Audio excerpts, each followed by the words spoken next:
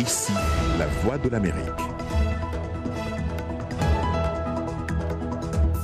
Mesdames, Messieurs, bonsoir. Bienvenue dans Le Monde aujourd'hui. On commence par les titres de cette édition. La violence fait encore des victimes à Beni en RDC où pas moins de 36 civils ont été tués dans la nuit de mardi à mercredi.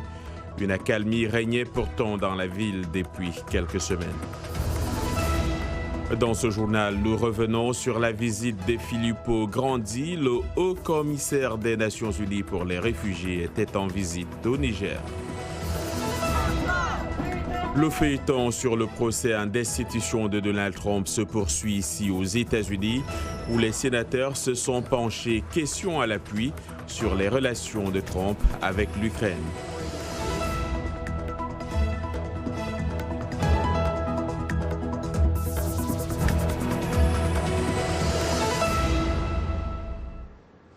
Bonsoir. Au Mali, des djihadistes ont repris mercredi le contrôle du village de Sokolo, proche de la frontière mauritanienne, qu'ils avaient attaqué dimanche, faisant 20 morts parmi les militaires maliens.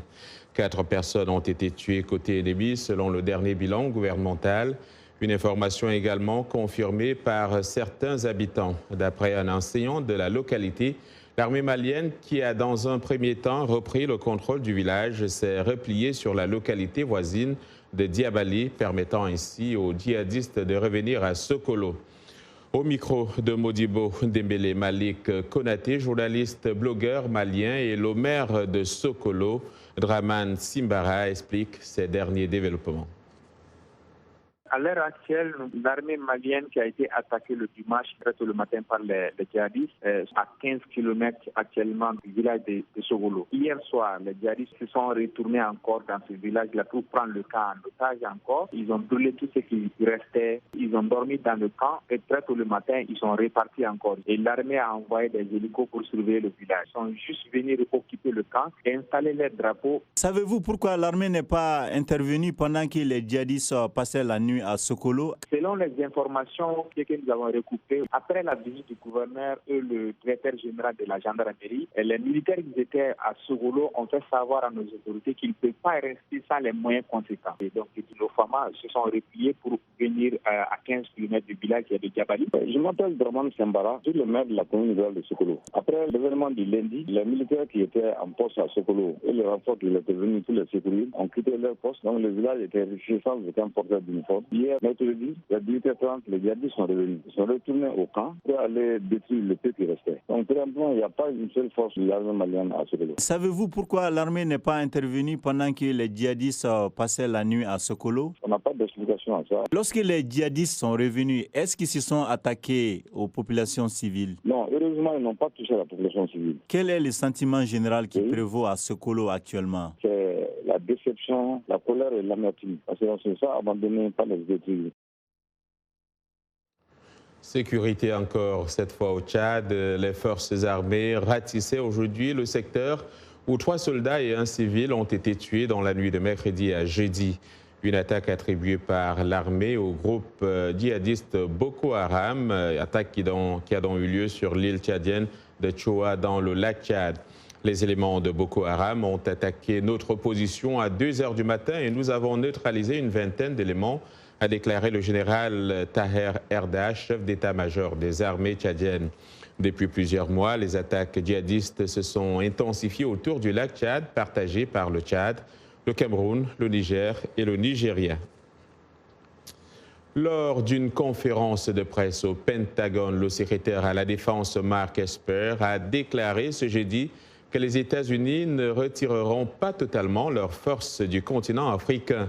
Le Pentagone examine toutes les positions de ces troupes à la lumière d'un nouvel accent sur les défis des grandes puissances et moins sur la lutte antiterroriste. Cette réaction survient après la visite de Florence Parly, ministre française des Armées, qui était à Washington justement cette semaine pour exhorter l'administration Trump à ne pas réduire le nombre de troupes américaines en Afrique.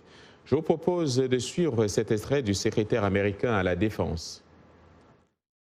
Nous n'allons pas procéder à un retrait de toutes nos forces en Afrique.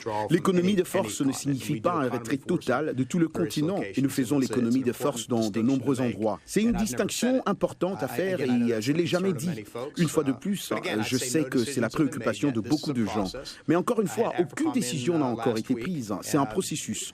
J'ai eu Africom la semaine dernière. Ce qu'ils m'ont présenté a soulevé de nombreuses autres questions et je pense qu'un processus itératif les accompagnera.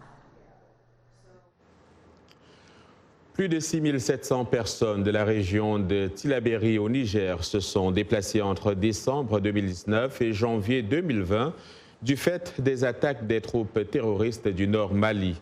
En tournée dans la région, le haut-commissaire des Nations Unies pour les réfugiés, Filippo Grandi, est allé à la rencontre de certaines d'entre elles à Oulam, ville située à 100 km de la capitale nigérienne. Le reportage de notre correspondant Abdul Razak Idrissa. C'est avec ses deux enfants que Kadi a fui, comme beaucoup d'autres, le village de Tiloa lorsque les militaires nigériens qui y étaient en poste ont décidé de se replier plus au sud après les attaques d'Inates et de Chinégoder. Tiloa était le premier refuge des habitants de Inzouet, le village de Kadi, où les terroristes ont exécuté plusieurs personnes. Ils nous ont donné un délai de 24 heures pour quitter le village après avoir exécuté un homme. Nous avions alors fui les mains vides pour rejoindre Tiloa. Là-bas, après le départ des militaires, nous avions aussi quitté parce que nous craignions pour nos vies. Les premières vagues de ces populations fuyant les localités frontalières du Mali sont arrivées à Oualam le 14 janvier dernier. Il s'agit de 122 ménages, soit 464 personnes, composées en majorité de femmes et d'enfants qui ont été installés d'abord dans l'enceinte de la maison des jeunes avant que le HCR ne leur aménage cet espace à la périphérie. Bien sûr, pour ceux qui sont fraîchement déplacés, il faut apporter de l'aide humanitaire. Ça, c'est clair, parce que les gens qui se déplacent ont toujours des besoins urgents.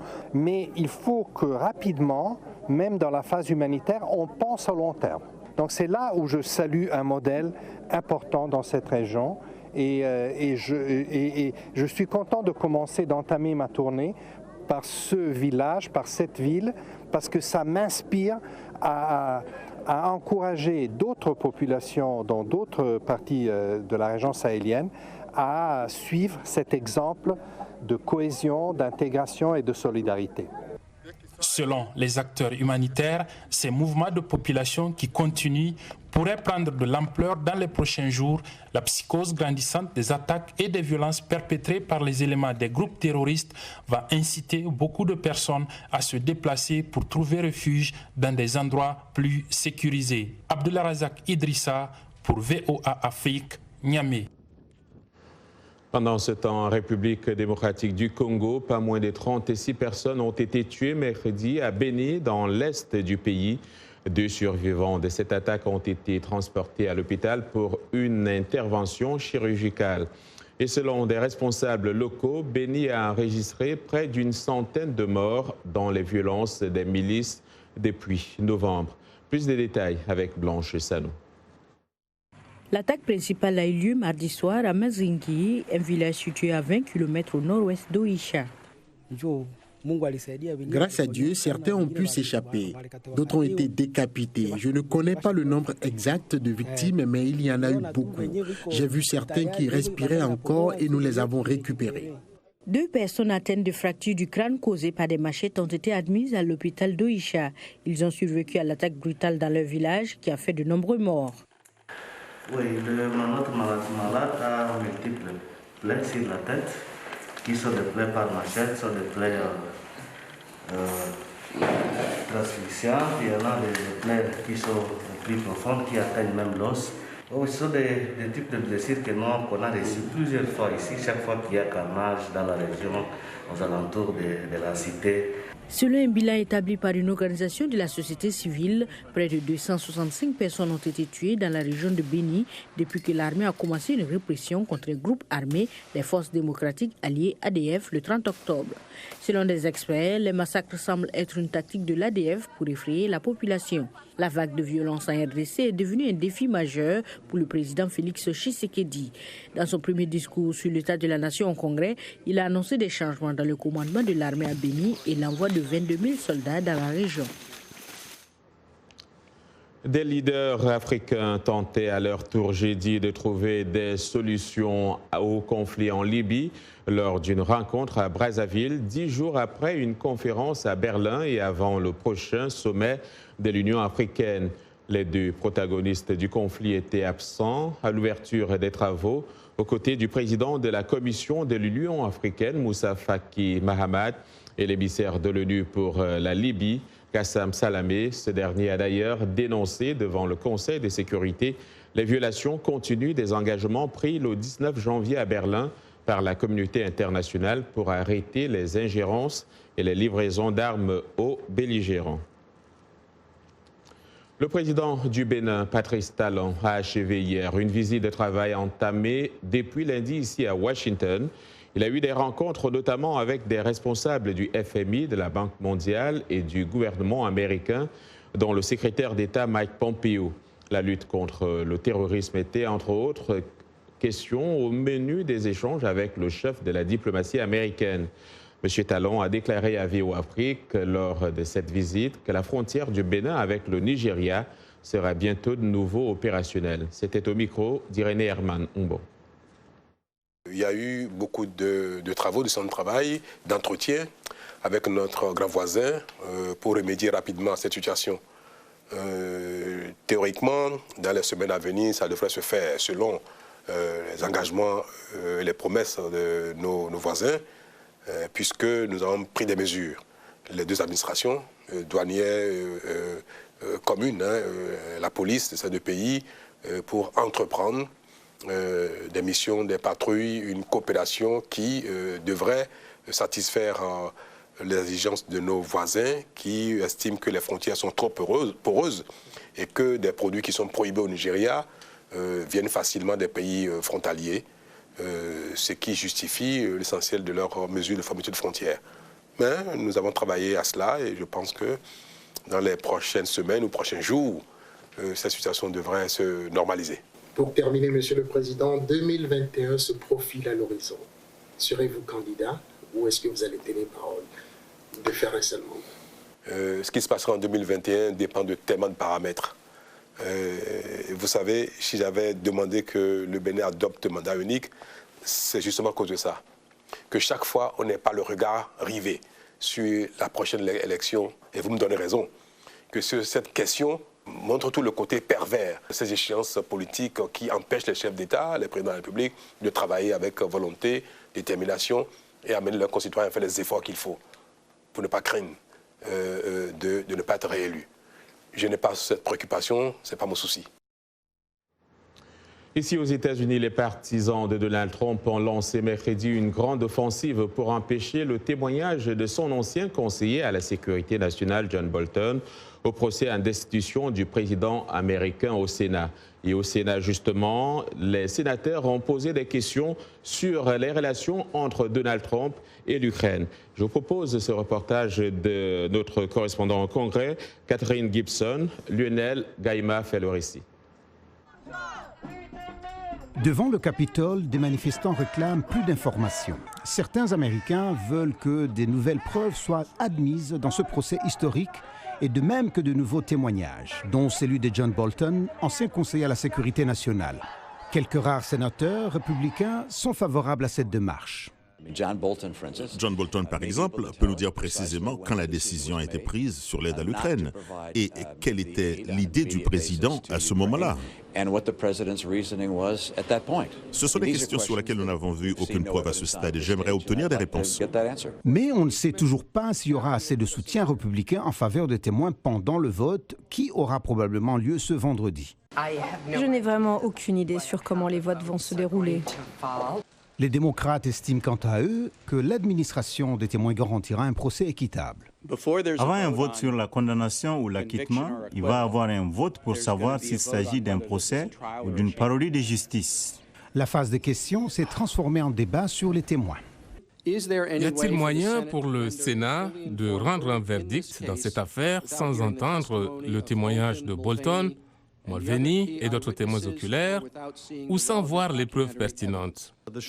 La réponse à cette courte question est non. Il n'y a aucun moyen d'avoir un procès équitable sans témoin. Dans tous les cas, chaque parti a eu l'occasion d'affiner ses arguments.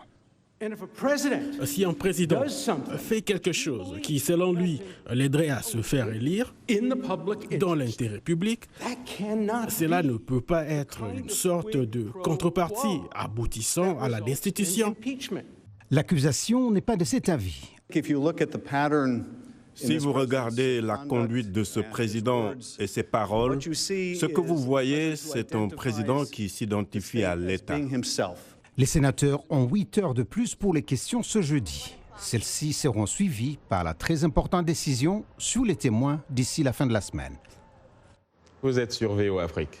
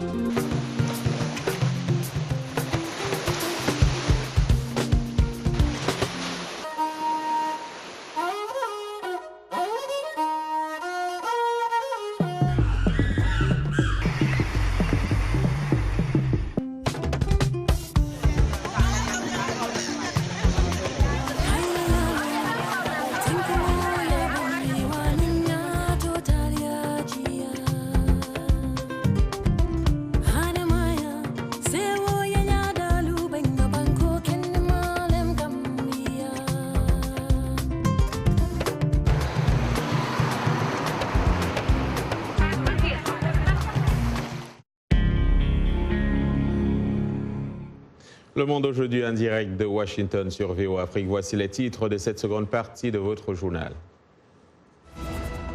Rubrique santé du jeudi. Le coronavirus occupe toujours la une de l'actualité avec une réunion de l'OMS qui intervient alors que le nombre de patients contaminés a grimpé à près de 8000 en Chine. À Bukavu, le bureau diocésain des œuvres médicales est en cendres. Le complexe a été frappé par un incendie aux origines mal connues. Et en sport, nous reviendrons sur la mort du basketteur américain Kobe Bryant et surtout de ce que ses fans africains pensent de lui. Yacouba Ouedraogo sera là pour les détails.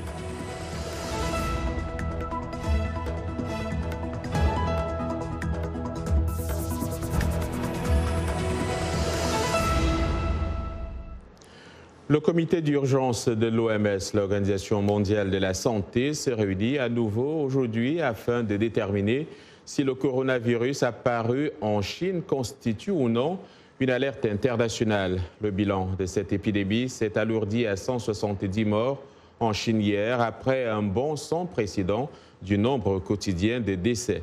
Les derniers développements avec Jacques Aristide. La nouvelle réunion de l'OMS intervient alors que le nombre de patients contaminés a grimpé à près de 8000 en Chine, ce qui dépasse désormais largement celui de personnes infectées par le SRAS, le syndrome respiratoire aigu sévère, en 2002-2003.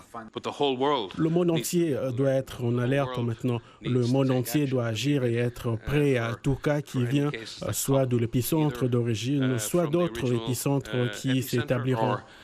Si la majorité des contaminations a eu lieu en Chine, une quinzaine de pays sont également touchés. Les Émirats arabes unis ont fait état du premier cas avéré au Moyen-Orient. Signal inquiétant, des transmissions interhumaines ont été enregistrées hors de Chine, en Allemagne, au Japon et au Vietnam. Si la maladie gagne un pays avec un système de santé défaillant, cela pourrait être problématique. La métropole chinoise de Wuhan, d'où est partie cette épidémie de pneumonie virale, est coupée du monde depuis une semaine, comme la quasi-totalité de la province environnante du Hubei. Quelques 56 millions d'habitants sont interdits de quitter la région. Ce médecin français refuse de céder à la panique et se fait un devoir de rester en Chine. Oui, ce n'est pas un acte héroïque, c'est un acte réfléchi, donc c'est mon travail, c'est mon métier. je respecte les consignes de sécurité et je pense que je serai beaucoup plus utile ici qu'en France. Les États-Unis et le Japon ont évacué une partie de leurs ressortissants. Un deuxième avion américain est attendu dans les prochains jours. D'autres pays étrangers planifient également des rapatriements. Quant à la Russie, elle va fermer sa frontière avec la Chine. Demain, de nombreuses entreprises et usines chinoises resteront fermées jusqu'au 9 février au moins, alors que le Fonds monétaire international indique que l'impact sur l'économie mondiale dépendra notamment de la durée de l'épidémie. En République démocratique du Congo, après l'incendie qui a détruit hier le laboratoire pharmaceutique du bureau diocésain des œuvres médicales, le personnel de cette structure de l'Église catholique a procédé cet après-midi à un début de nettoyage du labo. Les flammes ont ravagé presque tout. Retour sur cet incident aux conséquences énormes pour le Kivu. C'est un reportage signé Ernest Mouhoro.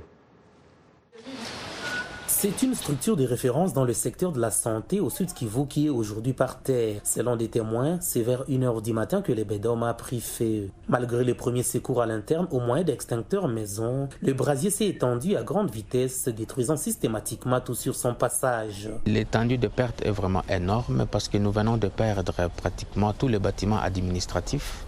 Comme vous l'avez remarqué, nous venons de perdre également tous les stocks des matières premières pour la fabrication des différents médicaments que nous mettons à la portée des différentes populations dans la province. Ce que nous déplorons le plus, c'est que toutes les organisations qu'on a pu contacter, la mairie, la MONUSCO, ils n'ont pas été à mesure de nous venir en aide. Nous en appelons au gouvernement congolais, les organisations internationales œuvrant en RDC ou même en dehors qui puissent venir nous assister parce que c'est un drame. Nous sommes sur 34 zones de santé dans la province du Sud Kivu.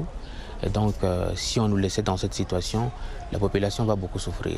La désolation est perceptible. Les agents, le voisin, chacun tente de se rendre utile pour limiter l'étendue des dégâts, car depuis plus de 40 ans, le bédome est au service de la population. J'ai été directement choquée, je ne m'y attendais pas. Ma mère a travaillé au bédome pendant plus de 10 ans. Directement, la seule pensée qui m'est venue comme ça, c'est que vont devenir les employés du bédome.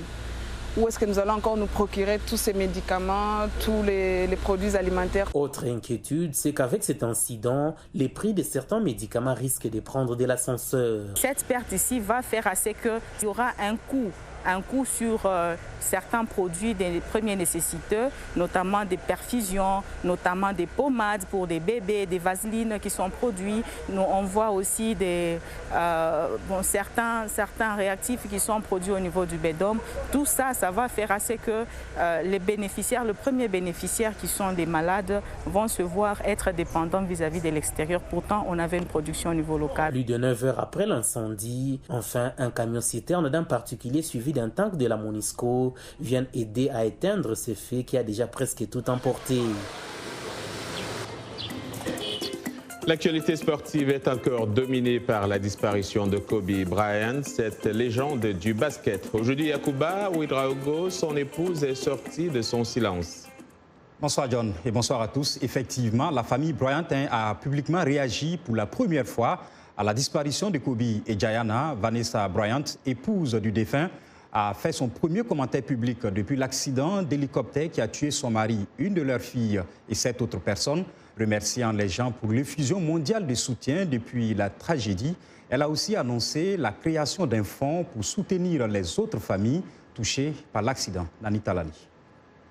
La veuve de Kobe Bryant s'est dite anéantie par la mort de son époux 3 jours après l'accident d'hélicoptère fatal à la légende des Lakers, sa fille et 7 autres personnes. Nous sommes complètement dévastés par la perte soudaine de mon mari adoré, Kobe, le magnifique père de nos enfants, et ma belle et douce Jana, une fille intelligente et merveilleuse. Nous sommes également dévastés pour les familles qui ont perdu leurs proches dimanche et nous partageons intimement leur chagrin. Les Bryant auraient fêté leur 19e anniversaire de mariage en avril. Ils ont eu 4 filles, dont Guyana, 13 ans, qui est morte dans l'accident.